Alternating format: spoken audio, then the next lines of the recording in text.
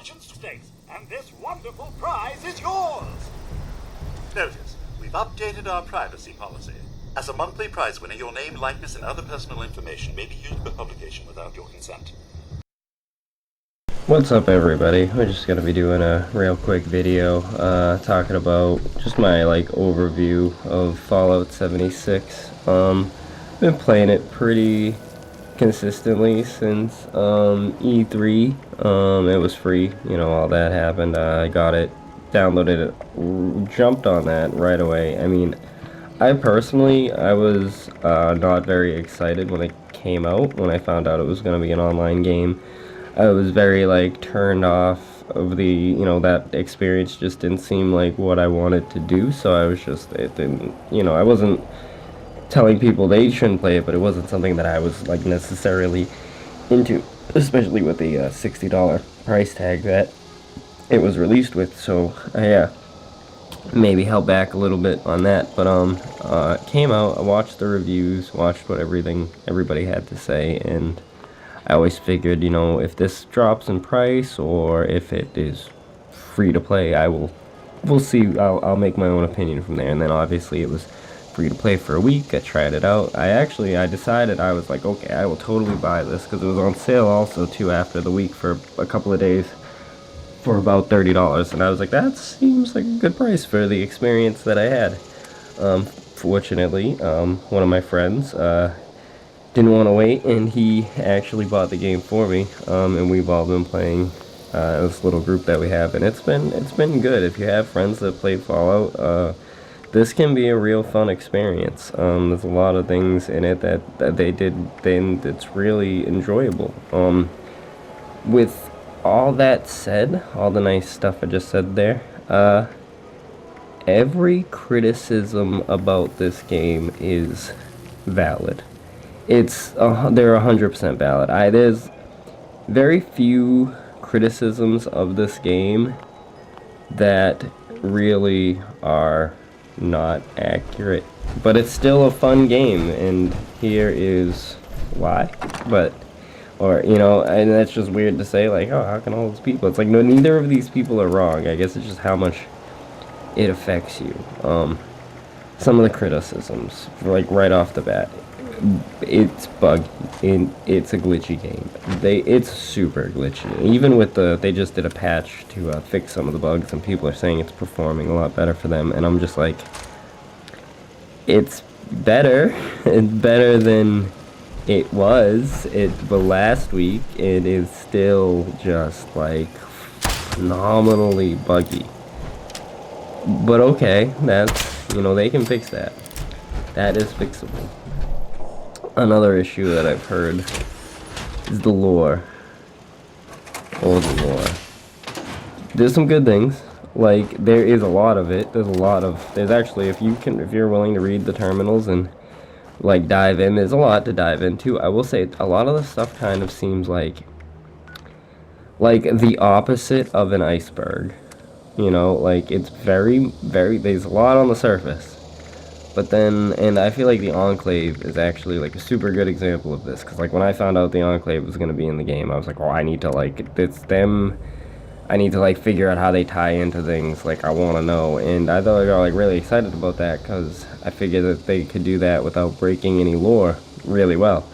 And then didn't feel like they really messed anything up, but it's just the Enclave is still alive in the timeline right now. And to just not have them really tied in, or at least feel like I didn't know it. It seemed like everything was all detached without getting into exactly what happened with the whole AI thing. And I was just without, obviously there's no humans to talk to, but not even radio communication with the actual West Coast Enclave who are active at the time. And it's just, all of that felt like a big missed opportunity. Then we get to the other things, the Brotherhood of Steel, and I actually like most of the way they did them. The whole vertibots, the vertibirds thing, vertibird shit is just fucking a bit overforce. Hard to swallow. Yeah, definitely.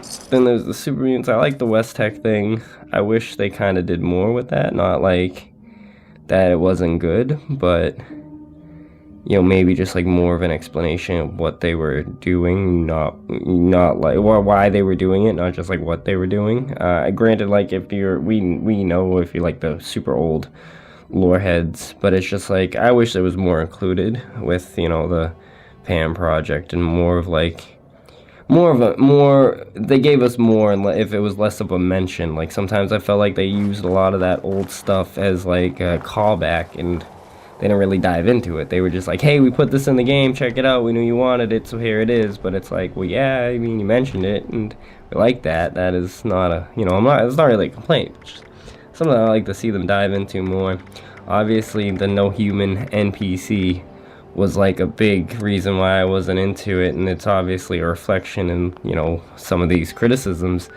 And as you all heard, we all heard at E3, human NPCs are coming, and so that's something to look forward to. Hopefully they come and it's not just like, you know, something simple. I hope they really flesh that out. I hope we get some new quest lines, because that's another thing, because we obviously have all been playing a lot of Nuclear Winter, and I've been having fun with it. I remember when it first came out, we were all like, so help me God, if this is a battle royale and that's what you guys are giving us, we were all just like, wow, no man, can't. But then look, now it's, they obviously wasn't just that. They just, you know, incorporated battle royale into what we have, and it works pretty good. It's a lot of fun. Obviously there's a lot of work for them to do with that, but like my biggest fear is, and I'm sure a lot of you share this fear, is them just like not focus. Like obviously, like let's hope that they don't just focus on Nuclear Winter, and I don't think they will. I think it's gonna be treated more of like a spin-off, like a spin-off to the spin-off, more of like a side thing.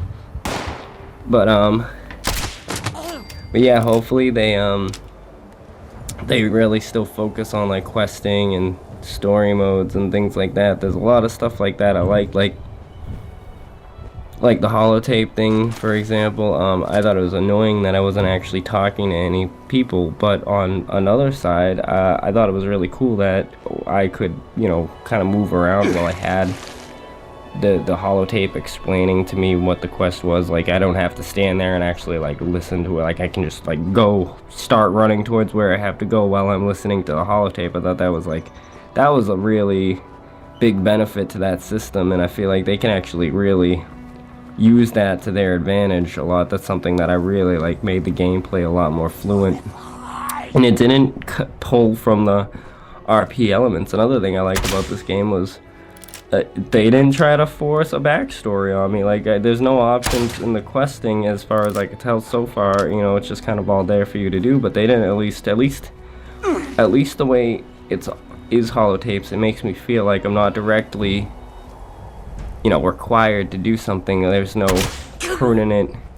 reason for me to do it, like I need to go save my son or find my father. It's I'm just trying to rebuild the society, and I have the ability to pick and choose what I care about the most, and that I actually enjoy. But obviously I wish they kind of fleshed that out with some more, you know, choices and characters. And I would maybe even like to see something where choices you make affect your server, and if you make choices that change your server, or, you know, the world you're in, then you start getting loaded into servers where only you get loaded into servers where the people in that server have made the same choices of you, so the world space is actually different. Like maybe, like, you know, you have activated a power plant that powers up an area now, or, you know, something different that you have changed, you know, maybe leveled an area that is not there on your map anymore, and when you load in anybody who has done that, their map is the same. If they you know, something that they could do. I was kind of reaching the end of as long as I wanted this video to be, and it's just kind of a rant, so I didn't like, I had like certain things that I kind of wanted to mention, but there's no real script, so I'm not sure if I really got them all. I might make another one of these. But one thing I did want to leave with is I dove into Elder Scrolls Online, and it was like just right off the bat $100 waste for me. Not that it's a bad game, it's just not the game I wanted. I wanted to play Elder Scrolls online. I didn't want to play an online game in the Elder Scrolls world, in the Elder Scrolls world, and that's definitely what we got with ESO. Fallout 76 is not that. Fallout 76 is still very much a Fallout game, and so I'll leave on that positive note. Hope you liked the video, and hopefully you'll do some more of these. thanks for watching, and give me a like and subscribe for hanging out this long. Again, thanks for watching, thanks for stopping by. Have a good one. Adios.